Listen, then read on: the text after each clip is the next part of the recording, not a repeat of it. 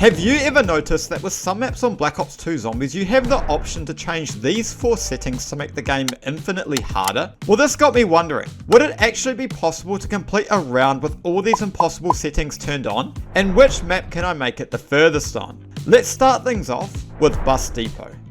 You know, it's always been a form of curiosity to me as to why no one ever does this kind of challenge. And I think I'm the only one that's stupid enough to try and find out. So yeah, here we are. Round 20, no magic, no headshots. Now there are going to be 4 maps that I'm playing here. So my question to all of you is, what is going to be the map that I get to the highest round on? Or at least the furthest? I highly doubt it's going to be Bus Depot because A, I don't even really want it to be Bus Depot. I can't stand this map. Genuinely can't wait for this to be over. And B, it's insanely hard. If I'm being honest, this is probably only the 3rd time in my life I've ever played this map.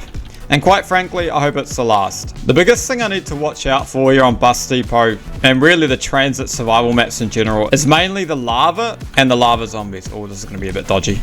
Because as we all know, you ain't got much room to work with the 2-hit down system. And when you've got exploding zombies and lava everywhere, it doesn't exactly make for a fun time either. Okay, I've got to try and get some more MP5 ammo now. I'm on my last mag here, so what we're going to do is we're going to take out these guys and see if I can swing around and grab it. The worst part is that you've got this car. Ooh. You know what I think the hardest part about this challenge is? It's not the fact that it's headshots only. It's not the fact that you haven't got any mystery box. It's the fact that the zombies on these rounds are just so inconsistent. Like, you've got half of them are running, half of them are walking, half of them are somewhere in between. And it's so hard to gauge on what you should do at any given time. And can you believe it? We're about to go on to our next round. Wow, that's crazy. Honestly, I did not think that was going to happen on Bus Depot of all maps. A good sign for things to come, that's for sure. Oh my gosh, what am I doing? Oh my god, bro. Oh, why am I even complaining? Like, I don't even want to play Bus Depot. After that decent attempt on Bus Depot, let's make our way over to Farm. Okay, so now we're here on Farm, what is probably the one I know the least about in terms of how you train and things like that. We're going to buy the MP5 again because I think without it, there's no point in trying. But I'm not really sure how to go about training here because it just seems like the zombies come from everywhere. Plus, I've got to contend with having the MP5 upstairs in the house, so that makes things a little bit dodgy for me as well. Farm is, in my opinion, the most pointless zombies map of all time. Because think about it like this, right? I like to relate the transit survival maps to the World at War maps. So you've got Bus Depot, which is kind of like Nocturne Toten. Then you've got Town, which is kind of like Doris, because you've got your Pack-a-Punch and all that. But what is Farm? It's not totally bare bones. Like, you've got your perks and everything. You got a mystery box. But it's not like you've got Pack-a-Punch or anything, so it's not like you can really go that far. It's like, what's really the point of it? I don't get it. To me, I find it more boring than Bus Depot. Like, I mean, look at it. It's just totally great. Even on transit, I don't even understand why this part exists. It serves no purpose. And the most ironic thing is that it's like the main part of the new Black Ops 7 map. But then you've also got your people that just absolutely love it to bits. Anyway, we're running low now on our MP5 ammo, so we're going to have to go and get some more ammo in just a second. I'm a little bit worried about these walkers as well, because I don't really want to accidentally jump down into them. Okay, so the biggest thing I've got to be aware of generally is that area down there. So that area is so good for escaping dodgy situations because you've got tons of space to train up and then escape at the right moment. But the problem is that zombies can spawn down the back there. So I've got to be super careful not to forget about that. I want to take out these slow zombies because they're just kind of in the way. That's the thing about this challenge, man, is that you spend the whole time focusing on these running zombies that seem to be on your tail all the time. But really, you have to, the main threat is actually the walkers. Just at the moment that you need to escape, block your exit and then you're done for. What I find really weird is that they leave the Galvanuckles on the maps for these challenges. I mean, like, can you even use it? Oh, this could spell the end. Don't like this. Nope. Oh my gosh, how? I actually thought that was the end there. I got caught on one of those sandbags in the corner, and so I got hit once, and then I was running out. I saw that zombie. I was like, oh, I'm so screwed. Okay, I think we're just down to these guys. Perfect. So let's take them out. Okay, what I ideally want to do is get another weapon. So don't want the Remington or the Olympia. Sorry, that's utterly hopeless. There can't just be the MP5 up here, surely. I mean, look at all this, man. It's all just wasted space. So you're telling me all I've got is either the MP5 and the Olympia. I would genuinely rather run with my 1911. So that's around 20 done. Let's grab some ammo. We'll load up quickly. And as you probably know, the hardest part of this challenge is the start of a round. If you can get past the start of a round, I'd say you've got probably about 50% chance. And the problem is here on farm is that they're just coming from everywhere. And you'll run around a corner and there'll just be a zombie there. Oh my gosh, I did not see him coming. Do any of you guys that say you like farm actually genuinely like it? Like, be honest. I'm doing like supposedly one of the most challenging things you could ever do in the game. And I'm already bored out of my mind. So now we're going to be moving on to round 22.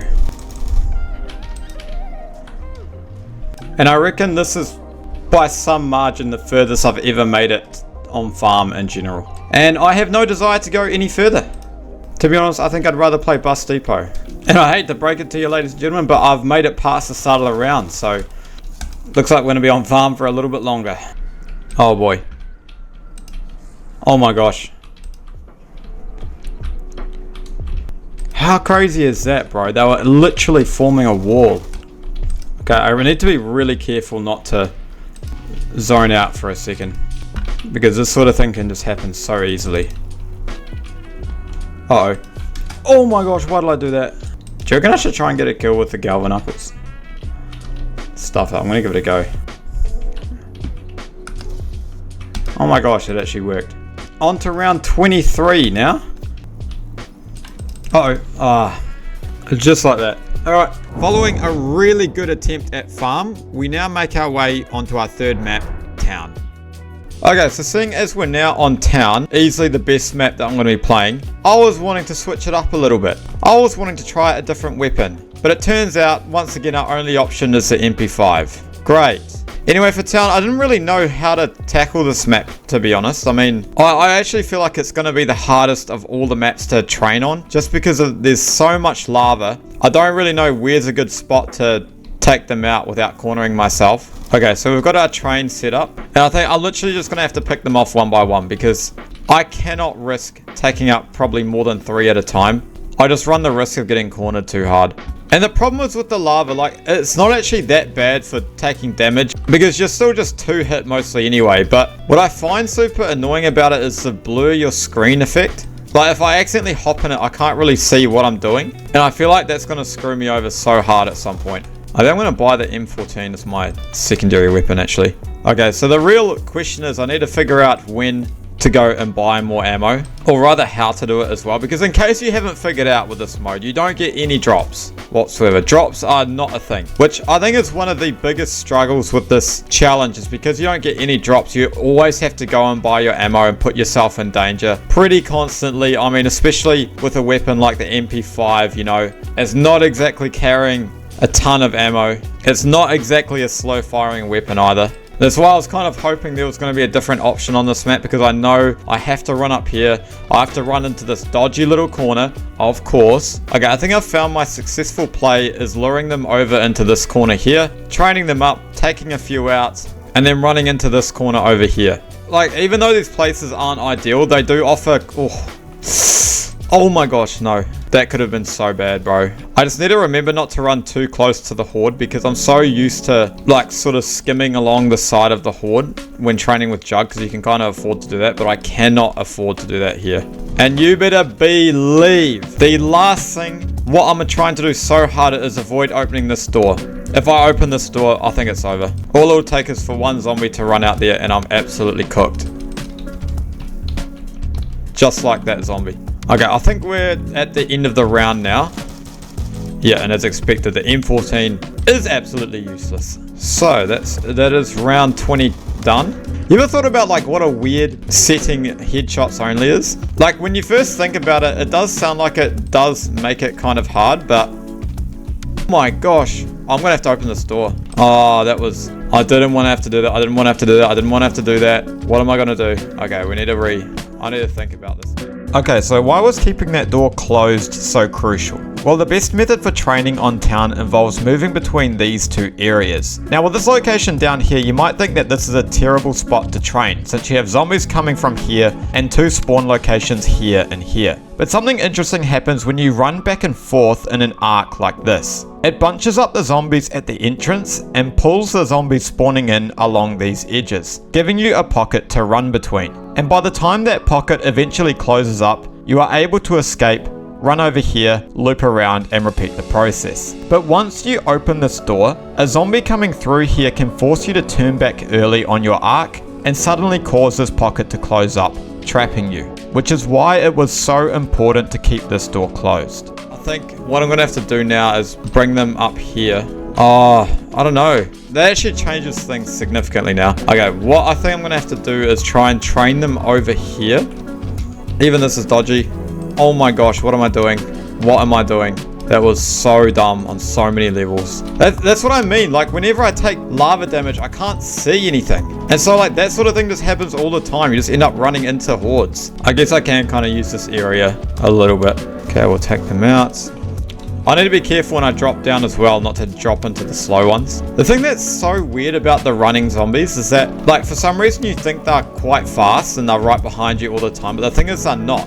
They're actually only your walking speed. So a lot of the time they're actually a lot further back than what you think. Honestly, a lot of the times I end up going down as I just end up running straight back into my horde without realizing it. Okay, I don't really like the idea of jumping down there, to be honest, because I feel like it breaks up my train too much. So I think the play is just train around the big open pit, come into this corner, take them out slowly. What? How's he still alive? Did you see that guy? I'm so confused right now. And I'm also in grave danger. Okay, I reckon I need some more ammo. So I've found that it generally takes me 2 ammo refills on the MP5 to get through a round. So hopefully now we're nearing towards the end of round 21. Can't lie, I'm a little bit worried about how round 22 is going to play out, especially at the beginning now. Oh my gosh, that's dodgy. Oh my gosh, that's dodgy, bro. What am I doing?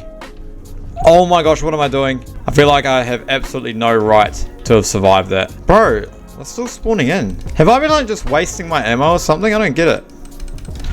Oh my gosh, that always scares me. Ah, man, that's dodgy. This is dodgy. Yeah, I knew it. Ah. Bro, round 21 on town. That's so bad. Oh, I knew it as well. I knew it. I saw that happening like 10 seconds before it happened. And finally, ladies and gentlemen, our final map for this video, Nuketown. Okay, now we're here on the Big Daddy. This is easily the one I have the most experience on. And we actually have some other weapons now too. So what the play is, you want to grab the AK-74 from in there, run up here, grab the MP5 again. I know, I'm sorry, but it has to be done. And then ideally you want to train in the greenhouse. The greenhouse is easier. Yellow house, it can be done, but ideally the greenhouse. Oh my gosh. Bro, it's the start of the round, isn't it? It's always the start of the round. Okay. Absolute must with this challenge. Must. Do not open that door. If you open that door up, you are screwed. Just restart your game. If you need to leave, just go up the stairs. You know exactly what will happen. And so the reason why the greenhouse is easier than the yellow one is because the yellow one, it's just the spacing is a little bit narrower. Like especially between that sort of barbecue block and the shed out there, it's a lot easier to get caught than running through here. So I always prefer the greenhouse. However, this challenge is so much fun to do with mates. What you want to do is have one of you training out in the greenhouse, one out in the yellow house, and you actually want to coordinate what you're doing. So let's say if I ran out of ammo and I needed to go get some more, we would meet in the middle. My mate would take over the horde and I would go get some ammo, and then we'd swap over, and then he'd go get some ammo, and then we'd just go back to our respective houses. It's a ton of fun, and you can kind of do it with 3 people as well. Like technically you can. Oh my gosh. Like technically, I guess you can have someone training in the middle, but it makes it hectic as. But yeah, I feel like this map is where this challenge was kind of born. Like I remember ages ago when I was first getting into zombies, like we're talking probably 10 years ago now. I would have been about 12 or 13. I remember the Smith Plays dropped a video of him doing this challenge. He left on all magic and headshots only. As far as I remember, that's where I first got the idea to start doing this. And because we were just dumbass, we were just like, why don't we just do it with like headshots on, no magic and everything like that, and see round 20 and see how far we can make it. But the biggest problem that you're going to have are these slow zombies. The last thing you ideally want to do is walk over into this area here, because what that's going to do is drag that zombie over towards that rock, And it means he's going to be more likely to block. So you ideally want to just stay as far over here as possible, just to make sure that stays open. And you know, personally, I find, for me, this is like the one saving grace of Nuketown. Well, actually, this and the music Easter egg. I think the music Easter eggs on this map are phenomenal. Nuketown does music Easter eggs better than any other zombies map. If you haven't done them, you have to do them. Oh my gosh. We're now at the end of the round and I didn't have to go and get any ammo once, which is actually a blessing because I forgot to open up this couch door at the start and it can be so dodgy if you get stuck there. Should I go buy the M16? Yeah, I feel like I should. It's a lot more powerful. Okay, so that's round 20 done. But the one problem, and it is the absolute worst on this map, is they just come from everywhere. I mean, it is absolute chaos at the start of a round. And I'm not gonna lie, there is a little bit of luck that goes into it. Like, I could very easily just run through here and there could be 3 zombies that run through there. Oh my gosh. This is a bit dodge. I'm low-key tempted to activate one of the Easter egg songs, but I feel like they're turned off. Okay, I think we're nearing the end of the round again. We'll do it again. Alright, end of round 21. Round 22. If I can beat farm, I'll be happy. Okay. Oh, that's a really tempting play, you know, the B23R. Just have that extra bit of mobility. Oh, do I grab it? It's so tempting though. Oh my gosh. No! No! No! Bro! Oh!